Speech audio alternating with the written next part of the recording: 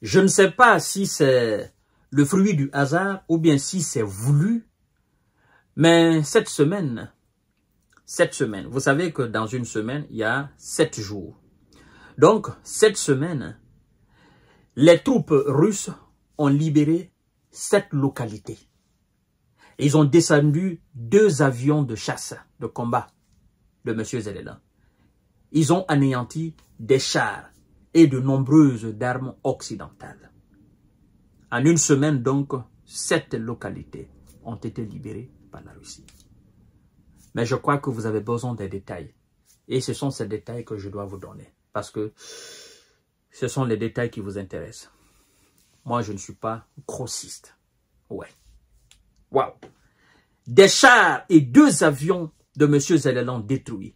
7 localités libérées. C'est le bilan hebdomadaire. Ce qui a été fait cette semaine jusqu'à ce vendredi, c'est ce que je m'apprête maintenant à vous donner. Donc, serrez les ceintures. Parce que vous allez entendre des choses qui ne vont pas vous plaire. Des choses qui vont dépasser votre entendement.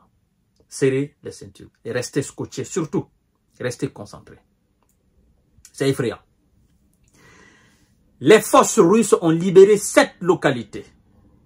Abattu 2 chasseurs de M. Zelensky, anéanti de nombreuses armes de production occidentale dans le Donbass et la région russe de Kursk en une semaine, selon le dernier bilan hebdomadaire du ministère russe de la Défense. Allons-y en profondeur. Oui, en profondeur. L'armée russe a effectué 11 frappes de précision avec des missiles de long rayon. Waouh! Des missiles à long rayon. Là, ça aussi c'est différent des missiles à longue portée. C'est ça? D'accord. Alors, mesdames et messieurs et mesdemoiselles, à long rayon d'action, des drones sur des infrastructures gazières comme portuaires utilisées par l'industrie de guerre de M. Zelensky. L'aviation, les drones, les troupes balistiques et l'artillerie russe ont frappé des aérodromes militaires, des dépôts de munitions, des sites d'assemblage et de lancement de drones, ainsi que des points de concentration provisoire d'unités de l'armée de M. Zelensky et de mercenaires étrangers. Entrons encore dans les profondeurs de ténèbres. En une semaine donc, la défense aérienne russe a abattu 2 MiG-29 ukrainiens, 2 bombes guidées JDAM, 36 roquettes de HIMARS, 11 bombes guidées Hammer de fabrication française, une roquette d'ouragan, un missile anti-navire Neptune, adapté pour frapper des cibles au sol, ainsi que 790 drones à voilure fixe. Tout ce que je viens de citer, tout cela a été envoyé contre le territoire russe. Oui, mais aussi dans la gueule de l'opération spéciale militaire à l'est du pays. C'est énormissime. Donc, nous allons entrer encore plus dans les profondeurs.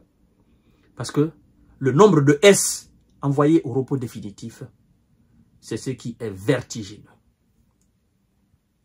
Alors, les troupes russes de Vladimir Poutine, ils ont libéré la localité de Sverdikovo pendant son offensive dans la région russe de Kursk. Il a attaqué 13 brigades de M. Zelensky, les anéantis. 3 régiments d'assaut de M. Zelensky dans cette région, ainsi que 5 brigades de M. Zelensky sur l'axe de Kharkov. En une semaine, les pertes de M. Zelensky à ce niveau, dans cette zone de responsabilité des éléments du Nord, écoutez bien, s'élève à 2255 S. 11 chars ont été anéantis là, 137 blindés de combat, ainsi que 166 véhicules, 36 pièces d'artillerie, 3 LRM, 3 stations de guerre électroniques et 5 grands dépôts de munitions en une semaine, ce qui s'est passé dans la région russe de Kursk. Les matériels, je m'en fous. Mais les 2255 S, ça touche la profondeur de mon être. Et je sais que vous êtes de même avis que moi.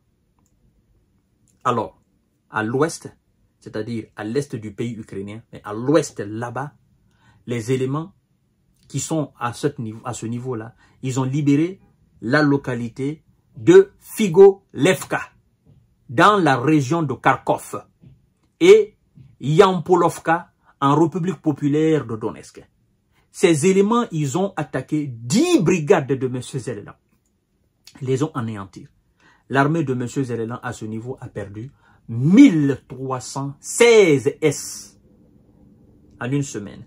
15 blindés de combat, dont un 8 M113 de fabrication américaine.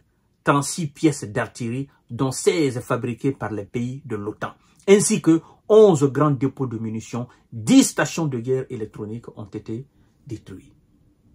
C'est alarmant. Vous ajoutez les 1316 à 2255, ça vous donne combien? C'est pas encore fini. On y va au niveau des éléments qui sont au sud, au niveau d'Odessa. Au niveau d'Odessa, 10 brigades de M. Zelenko ont été anéanties en une semaine. Les forces de Zelenko et leurs supplétifs occidentaux ont perdu à ce niveau encore 1365 S, 12 blindés de combat, dont 2 M113 de facture américaine, c'est-à-dire de fabrication américaine, 18 véhicules, 19 pièces d'artillerie, dont 5 de production occidentale, 7 grands dépôts de munitions et 4 stations de guerre électroniques ont été aussi anéantis. Donc, vous ajoutez les 1365 aux 1300 et 1316 plus les 2255, ça vous donne combien? Ça fait froid au dos. Ça, c'est au niveau d'Odessa. Maintenant, au niveau de Kharkov. Non, au niveau de Pokros, le centre. Les troupes russes, au niveau de Pokros, ils ont libéré la localité de Beryozovka et Nadejdinka, en République populaire de Donetsk. Ils ont attaqué 14 brigades de M. Zelenko, les ont anéantis en République populaire de Donetsk. L'armée de Zelenko et ses supplétifs ont perdu à ce niveau, croyez-moi. Au niveau de Pokros, là-bas c'est très très chaud. Ils ont perdu 2740 S. 12 chars, dont un léopard allemand. 28 blindés de combat, dont 6 M113 de production américaine. 42 véhicules et 40 pièces d'artillerie, dont 3 occidentales. En une semaine. Je continue toujours. Cette fois-ci, nous sommes à l'est. Toujours à l'est de l'Ukraine. Les éléments là-bas, ils ont libéré la localité de Novo-Siolka et Novo-Ocherevtovatoï en République populaire de Donetsk. Ils ont attaqué 9 brigades de M. Zelenko et ses supplétifs. À ce niveau, on nous informe qu'ils ont perdu, les hommes de M. Zelenko, ils ont perdu 1100 S, 6 chars, dont 2 léopards, 13 blindés de combat, 23 véhicules, 29 pièces d'artillerie, dont 3 fournis par l'OTAN et 2 dépôts de munitions. Nous sommes à Dniepr maintenant. Toujours la semaine écoulée, jusqu'aujourd'hui vendredi, les éléments au niveau de Dniepr, ils ont attaqué 8 brigades de M. Zelenko, les ont anéantis. Et à ce niveau, on nous informe que les gars de M. Zelenko, ils ont perdu quand même moins par rapport aux autres, 460 S, 43 véhicules, 7 pièces d'artillerie, 10 stations de guerre électroniques et de contre-batterie et 4 dépôts de munitions. Niveau de Dniepr, ça va. Et donc, au niveau de toutes les lignes de contact, on nous informe que 58 S de M. Zelenko se sont rendus à l'armée russe.